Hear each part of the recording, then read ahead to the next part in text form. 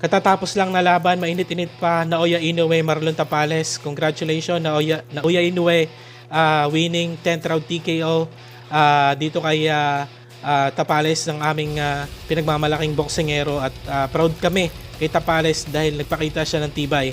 So bali ang nangyari nung round 1 to 6, constant pressure ang inapply ni Tapales.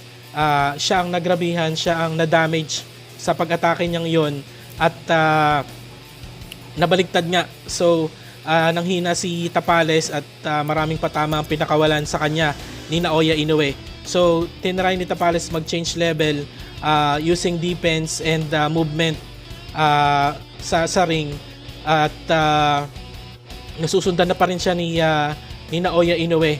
Pero magandang ipinakita niyang depensa. Kung ginawa niya to mula umpisa pa lang, malamang talagang aabot to ng 12 rounds at hindi malayo na manalo siya dito kay Naoya Inoue. Kaso nga lang, pinressure niya agad, which is hindi ko in-expect talaga na gano'n magiging laro niya mula round 1 hanggang round 6. So nagbago siya ng laro, ng technique. Round 7, depensa, naging smart siya, which is late. Huli na nga ang lahat kasi nga na-damage na talaga siya ni Naoya Inoue ng malalakas ng patama mula round 1 hanggang round 6. So ayan, nahirapan na talaga si Marlon Tapales, and at round 10 nakuha niya na ang TKO dito sa ating pambato ng Pilipinas.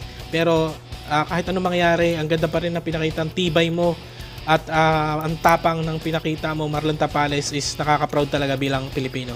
Ang ganda na lamang po, at sana lahat ay nag-enjoy sa naging laban ni Marlon Tapales versus Naoya Inoue. Maraming salamat.